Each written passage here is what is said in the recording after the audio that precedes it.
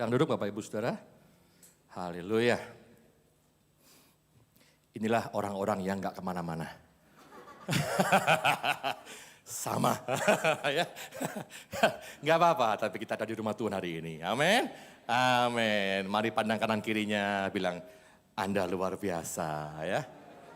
Mau libur gak libur, tetap ke gereja. Haleluya. Haleluya. Bapak Ibu Saudara, hari ini saya diberikan ayat oleh Bapak Gembala di Filipi 3 ayat 10 dan 11. Kita baca bersama yuk. 1, 2, 3. Yang ku kehendaki ialah mengenal Dia dan kuasa kebangkitannya dan persekutuan dalam penderitaannya, di mana aku menjadi serupa dengan Dia dalam kematiannya, supaya aku akhirnya beroleh kebangkitan dari antara orang mati. Ayat ini luar biasa Bapak Ibu. Yang ku kehendaki, yang kita kehendaki harusnya adalah mengenal Tuhan Yesus dan kuasa kebangkitannya. Dan persekutuan menjadi satu dalam penderitaannya. Di mana aku menjadi serupa dengan Dia dalam kematiannya. Supaya apa? Supaya aku pada akhirnya beroleh kebangkitan dari antara orang mati. Katakan amin sama-sama. Pada satu saat ada seseorang yang frustasi dengan hidupnya. Dia frustasi dengan kehidupannya sebagai orang Kristen. Dia bilang begini, aku ini sudah percaya Tuhan. Aku sudah terima Tuhan Yesus. Aku sudah dibaptis. Aku ini baca firman Tuhan tiap hari. Aku ini berdoa tiap hari. Bahkan aku juga sudah melayani. Tapi aku frustasi. Kenapa kok dosa masih ada dalam diriku? Dia begitu frustasi karena dosa itu masih menguasai pikirannya. Masih menguasai perbuatannya. Padahal kan Tuhan sudah mati buat saya. Tuhan bilang saya bukan lagi hamba dosa. Tapi kenapa dosa itu begitu kuat menguasai saya? Harusnya orang Kristen tuh frustasinya begini saudara. Bukan frustasi, aduh gak ada duit. Bukan begitu saudara ya.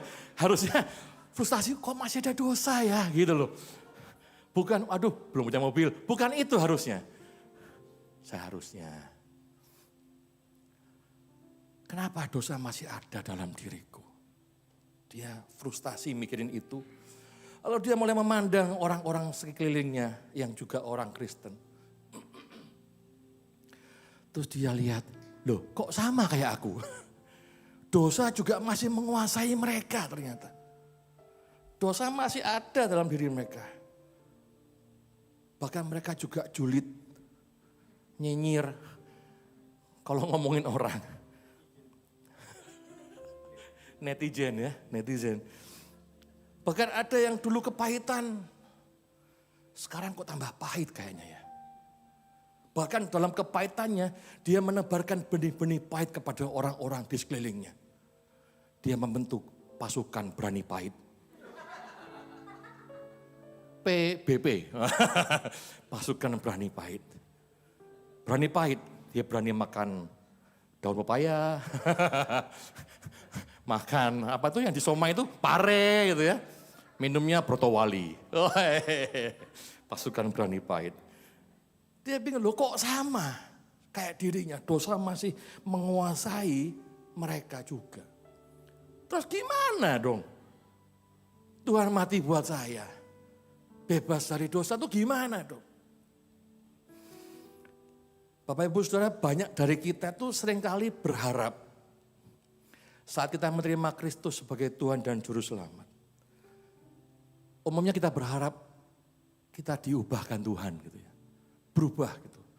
Jadi habis katekisasi, lalu dibaptis selam, begitu keluar dari air langsung bersinar. Cas. Gitu ya. Ada burung merpati turun. Inilah anak ibu kasihi. Wah, itu Tuhan Yesus ya. Ya maunya kan gitu maunya ya. Wah langsung berubah gitu. Pikiran-pikiran yang cabul itu langsung hilang gitu ya. Tamak, harta, kerakusan langsung hilang gitu. Kan maunya gitu. Yang suka marah-marah, hilang marah-marahnya. Yang pelit jadi royal gitu ya. Jadi senang membantu. Yang dulunya pelit langsung sumbang bangun gedung sebelah gitu ya. Ada amin? Yang tadi kepahitan langsung kemanisan dia. Banyak orang berharap seperti itu. Mau nggak? Mau dong langsung Tuhan ubahkan langsung, langsung hidupnya benar. Mau. Masalahnya saudara, Tuhan tidak bekerja dengan cara itu. Loh masa? Loh iya. Tuhan tuh nggak bekerja dengan cara seperti itu. Kalau kita mau perhatikan di Alkitab kita, di firman Tuhan yang tertulis, itu karya Tuhan tuh selalu ada rangkaiannya, ada prosesnya, ada tahapan-tahapannya. Tidak ada yang mendadak, karena karya Tuhan bukan tahu bulat yang digoreng dadakan. Karya Tuhan juga bukan sambal dadak di restoran Sunda ya. Tahu artinya? Diuleknya dadakan gitu ya. Saya pikir sambal dadak apa, ternyata uleknya mendadak gitu. Enggak, Tuhan enggak suka dadakan. Pola Tuhan adalah proses. Penciptaan aja misalnya. Tuhan bisa langsung bikin jeblet jadi. Enggak kan, tapi Tuhan bikin proses dulu. Jadilah terang. Air dipisahkan dari udara, ada cakrawala, ada langit, ada air. Air dipisahkan dari daratan, ada air, ada tanah, dan seterusnya. Bikin tumbuhan, benda penerang, semua ada prosesnya, semua ada rangkaian urutannya. Kalau setelah lihat hamba-hamba Tuhan, tokoh-tokoh Alkitab, itu semua alami proses. Enggak ada yang langsung jadi. Mulai dari Abraham, Musa, Daud, Paulus, Petrus, Yohanes, semua ada proses pembentukan yang Tuhan kerjakan sampai jadi bisa Tuhan pakai dalam kemuliaannya. Bahkan karya keselamatan dari kitab Kejadian, prosesnya sampai perjanjian baru loh. Karya keselamatan, ada rangkaian prosesnya saudara, ada tahapan-tahapannya. Bahkan ketika Tuhan Yesus lahir sebagai manusia, dia harus tunggu 30 tahun dulu umurnya, baru boleh melayani. Semua ada tahapannya. Roma 12 ayat yang kedua. Janganlah kamu menjadi serupa dengan dunia ini, tetapi berubahlah oleh pembaharuan budimu, sehingga kamu dapat membedakan manakah kehendak Allah, apa yang baik, yang berkenan kepada Allah dan yang sempurna. Garis bawahi kata, tetapi berubahlah oleh pembaharuan budimu. Berubahlah di situ dalam bahasa aslinya artinya metamorfosis. Proses perubahan bentuk, proses perubahan. Tuhan bekerja dengan proses. Tuhan bekerja dengan rangkaian. Dan Alkitab membuat kita memahami itu benar. Ada prosesnya, ada rangkaiannya. Dan untuk dapat mengatasi dosa dalam hidup kita, itu juga ada prosesnya. Tidak bisa mendadak, saudara. Tapi ada enggak di antara saudara yang mulai frustasi dengan dosa dalam hidupmu? Kalau ada, puji Tuhan, bagus. Itu tandanya tahapan awal engkau sadar. Tahapan awal dari prosesmu untuk menjadi apa yang Tuhan mau. Engkau sadar bahwa dalam tubuhmu ada sebuah dosa yang mengikat engkau begitu rupa, yang sudah engkau tengking-tengking, kok masih ada.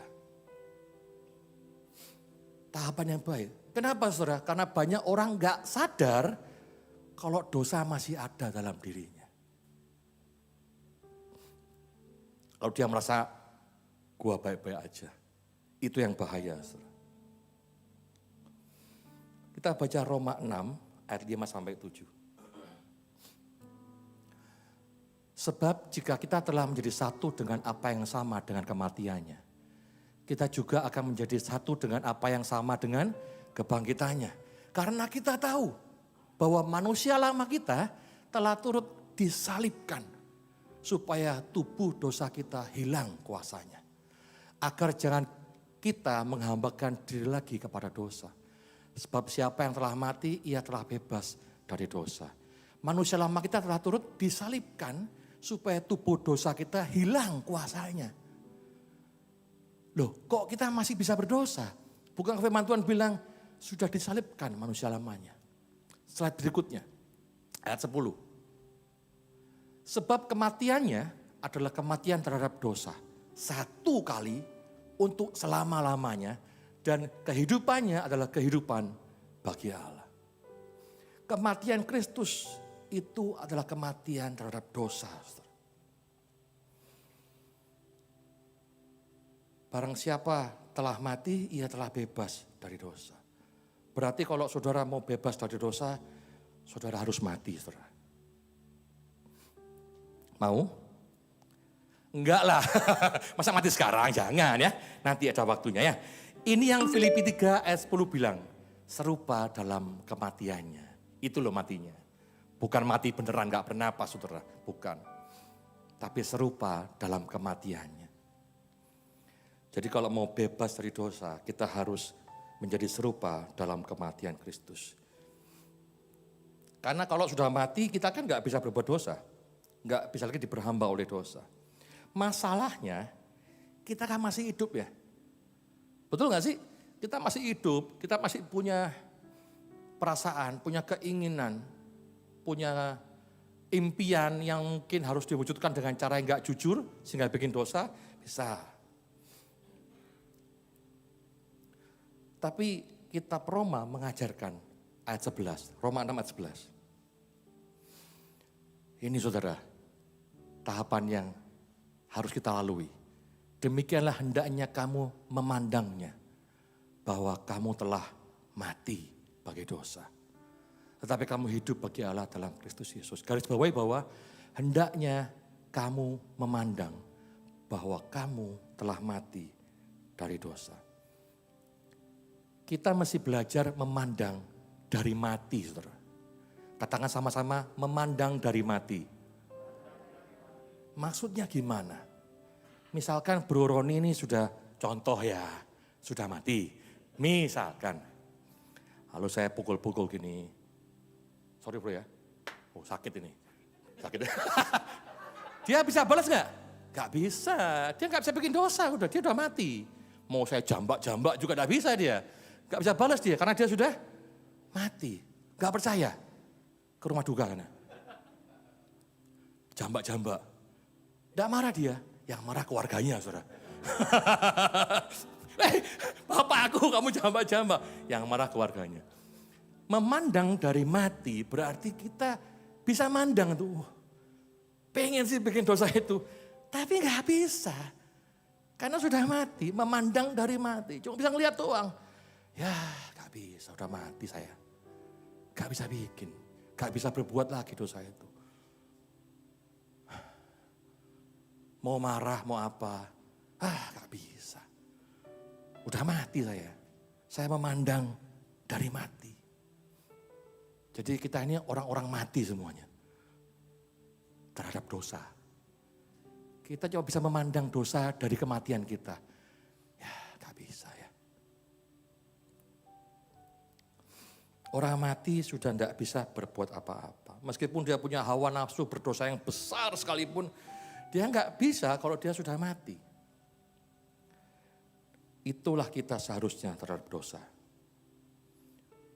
Seperti Kristus, kematiannya adalah kematian terhadap dosa satu kali dan untuk selama-lamanya. Nah, tapi kan sengsara dong. Bisa punya nafsu berdosa, punya keinginan berdosa, tapi nggak bisa ngelakuin. Sengsara dong. Betul, makanya Filipi 3 ayat 10 tadi bilang apa? Bersekutu dalam penderitaan Tuhan. Itu penderitaannya. Penderitaan supaya enggak berdosa itu loh. Susah loh saudara. Tapi bagi Tuhan gak ada yang mustahil. Amin. Memang pasti menderita karena berbuat dosa itu kan nikmat bagi manusia lama kita. Menahan diri, memandang dari mati terhadap dosa. Itu menderita. Itulah bersekutu dalam penderitaan Kristus. Dan ini proses Bapak Ibu. Katakan sama-sama proses. bukan dadakan. Tadi kita sudah bahas bahwa karya Tuhan itu bertahap. Karya Tuhan itu rangkaian proses. Jadi kalau ada waktunya mungkin saudara bisa memandang dari mati. Saudara bisa hidup benar. Tapi ada waktunya saudara juga kesandung dan jatuh. Bikin dosa lagi. Lalu apa yang akan saudara perbuat? Kalau engkau jatuh lagi dalam dosamu. Apapun itu ya. Jangan bilang gini, aduh jatuh lagi dalam dosa yang sama. Memang aku gak bisa, bener dah. Aku ini anak setan ya memang. Jangan gitu saudara ya. Jangan putus asa begitu, jangan. Tuhan aja gak putus asa sama kita kok. Tuhan selalu berdoa buat kita, berharap sama kita. Tuhan tuntun kita. Tuhan gak pernah tinggalkan kita. Lalu kok kita yang putus asa? Jangan saudara, jangan putus asa.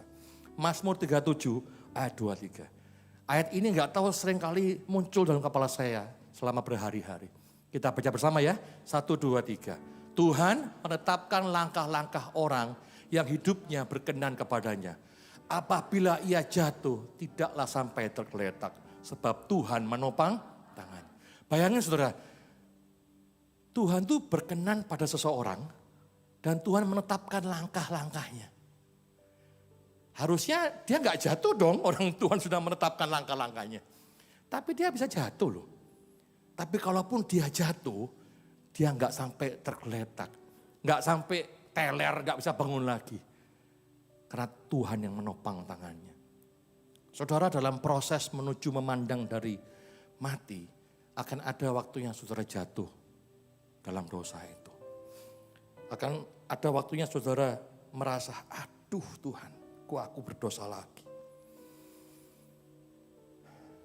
Buat saudara, kalau buat orang lain gimana? Kalau saudara lihat ada orang Kristen masih julid, ya masih proses. Kalau saudara lihat orang lain jutek, jangan jutekin balik saudara. Saya juga proses Pak, iya. Kan sama-sama proses, saling jutek-jutekan. Ya gak kelar-kelar nanti ya. Sama-sama ingat masih dalam proses. Kalau ada saudara kita lihat, wah ini orang gak benar nih. Jangan dihakimi lalu kayak perjanjian lama dilemparin batu saudara. Jangan saudara. Dia masih proses. Dan hal ini tuh sering terjadi dalam gereja. Dalam gereja, dalam berjemaat. Apalagi leader. Semua dituntut untuk sempurna. Betul gak? Harus jadi teladan dong, sempurna dong. Semua orang dituntut untuk sempurna. Salah dikit langsung salibkan dia, bawa obor, salibkan dia. Bawa salibkan enggak bawa obor ya, bawa paku ya, sama palu ya, salah ya. Bakar dia, bawa obor ya, salah. Setiap orang dituntut untuk sempurna. Padahal kita ini enggak sadar. Kalau kita adalah sekumpulan orang yang belum sempurna. Betul gak saudara? Kita ini kumpulan orang yang belum sempurna. Kita semua dalam proses memandang dari mati. Lihat sebelahnya, bilang sama sebelahnya. Saya ini belum sempurna. Bilang sama sebelahnya dong. Saya belum sempurna. Sorry ya kalau saya sering nyebelin.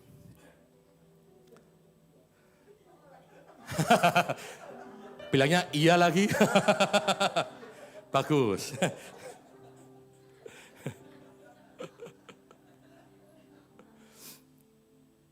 Saudara, ini yang dipakai iblis untuk memecah belah. Saudara. Semua dituntut untuk sempurna. Sedangkan dirinya sendiri belum sempurna juga. Apakah berarti tidak boleh menegur? Lu boleh menegur. Tapi ya jangan dilemparin batu. Jangan dibuang. Sama-sama belajar. Makanya kita harus belajar memahami, mengerti. Belajar mengampuni. Karena semua orang sedang dalam proses. Dan ingat juga, kita juga masih dalam proses kan? Sama. Kalau kita yang salah, kita pengennya apa? Pengennya kita dimengerti. Misal, saya terlambat datang nih, salah nih. Waduh sorry, saya terlambat. Saya pengen dimengerti dong. Sorry ya, tadi anak saya rewel misalkan. Sorry ya, tadi ini, tadi itu misalkan. Kan mau dimengerti dong kalau saya salah. Lah kenapa kalau orang lain salah kita nggak mau mengerti mereka? Saling mengertilah, saling memahamilah, saling mengampunilah. Saudara mau dimengerti, orang lain juga mau dimengerti. Jangan lalu gara-gara ada orang Kristen yang teman saudara yang wah dia nggak benar nih, lalu bilang munafik lu, percumalah ikut Tuhan. Hasilnya masih orang-orang kayak kamu. Sadari lagi bahwa kita ini orang lemah yang belum sempurna. Salinglah memahami, salinglah mengampuni, salinglah mengasihi karena itu perintah Tuhan untuk murid-muridnya. Kita semua murid-murid Tuhan kan? Tuhan bilang saling mengasihilah kamu. Supaya semua orang tahu bahwa kamu adalah murid-muridku, kata Tuhan Yesus. Jadi ingat ya tadi ya, untuk menuju proses bisa memandang dari mati yang baik, maka kita ada jatuh dan bangun. Dan kalau pas jatuh, ya janganlah dihakimi orang-orang itu. Dibantu, ditegur oke, dibantu yuk bareng-bareng kita bangkit. Amin. Tapi saya percaya bahwa kalau emang itu Tuhan yang atur prosesnya, makin lama pasti makin baik. Makin lama pasti makin menuju kesempurnaan. Amin. Amin. Nah Bapak Ibu Saudara, ketika seorang yang sudah bisa memandang dari mati, sudah mulai bisa memandang dari mati, maka ia bisa berkata 2 Korintus 11 ayat 30. Dia bisa bilang gini, jika aku harus bermegah, maka aku akan bermegah atas kelemahanku. Tahu nggak Bapak Ibu artinya apa ini? Artinya gini, dalam bahasa lainnya, jika aku harus menyombongkan diriku, maka aku akan menyombongkan kelemahan-kelemahanku. Aneh. Yang disombongkan tuh malah kelemahannya. Loh kok aneh? Bapak Ibu sadar nggak bahwa ini berbanding terbalik dengan value-nya duniawi. Value duniawi itu yang disombongkan adalah kekuatan. Value duniawi itu memuja orang yang hebat. Dunia memuja orang yang kuat. Dunia memuja orang yang sempurna, yang flawless, tanpa celah. Sehingga orang-orang yang hidup dengan nilai-nilai dunia, dia akan berusaha menutupi semua kelemahannya, semua kekurangannya. Dia akan sekuat tenaga sembunyiin kelemahan-kelemahannya. Itulah cikal bakal ditemukannya filter di kamera HP saudara. Beautify, bibir hitam jadi merah. Menyembunyikan kelemahan kan? Bekas-bekas pori-pori jerawat hilang, halus banget. Kalau di kamera kan, ada filternya soalnya. Yang hitam kayak saya jadi putih. Hidungnya bisa lebih mancung. Matanya jadi bagus gitu ya. Filter, ini kan value duniawi. Menyembunyikan kelemahannya. Pakai filter, pas gak pakai filter, ya Tuhan. Haleluya. Karena value duniawi itu yang kuat tuh yang bagus. Lemah itu buruk. Tapi saudara, setiap Paskah kita mengingat seseorang yang disebut juru selamat. Tapi dihajar habis-habisan. Dan dia nggak bisa selamatkan dirinya. Dia nggak mau selamatkan dirinya. Juru selamat tapi dihajar habis-habisan. Disebut anak Allah tapi tergantung di kayu salib. Lemah kan? Disebut maha kuasa tapi mati saudara. Lemah. Bukankah semua itu menunjukkan kelemahan-kelemahan? Anak Allah kok mati? Setiap Paskah saudara gak renungkan itu. Anak Allah kok mati sih? Tuhan kok lemah sih? Alkitab tuh ngajarkan bahwa kelemahan itu tidak mungkin tidak ada dalam kehidupan. Alkitab mengajarkan bahwa kelemahan selalu ada dalam kehidupan. Karena itu kelemahan tidak perlu disembunyikan, saudara. Karena justru dalam kelemahan kuasa Allah itu sempurna. Amin. Dari hajaran Tuhan Yesus di kayu salib, dihajar. Bilur-bilurnya menyembuhkan kita. Tuhan Yesus mati menyerahkan nyawanya di kayu salib, menebus dosa kita. Bukankah dalam kelemahan ada kekuatan yang luar biasa? Kayaknya lemah, tapi dalam kelemahan itu ada kuasa Tuhan yang sempurna.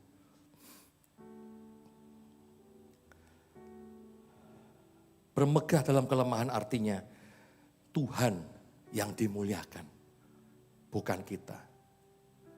Tuhan yang dipuji, bukan kita. Tuhan yang hebat, bukan kita. 2 Korintus 4 ayat 7. Tetapi harta ini kami punyai dalam bejana tanah liat. Supaya nyata bahwa kekuatan yang melimpah-limpah itu berasal dari Allah, bukan dari diri kami. Harta ini, harta rohani itu dalam bejana tanah liat yang rapuh, yang kalau jatuh pecah, itu kita. Harta rohani, kuasa Allah dalam diri kita yang lemah ini. Supaya apa? Supaya Allah yang dimuliakan, bukan kita. Allah yang dipandang, yang ditinggikan, bukan kita. Allah yang hebat, bukan kita. Saya undang pemusik ke depan.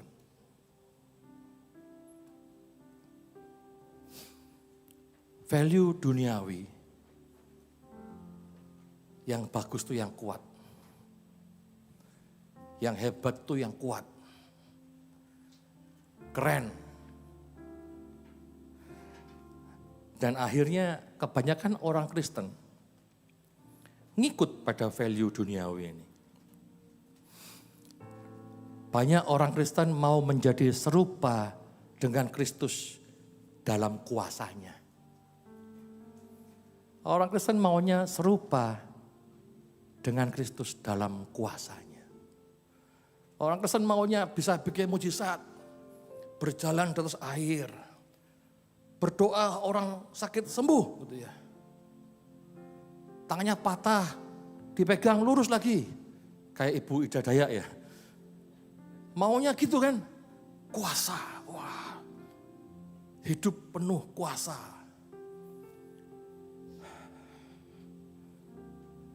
Doain orang, wah nanti kamu akan begini, kamu akan begitu. Dan terjadi beneran. Itu kan yang orang Kristen mau. Supaya apa? Supaya hebat, supaya keren. Tapi Filipi 3 enggak bilang kamu akan serupa dalam kuasanya. Saudara. Mengenal kuasanya. Serupa dalam kematian, saudara. Bukan serupa dalam kuasanya. Dan karena value duniawi itu banyak orang Kristen yang mau jadi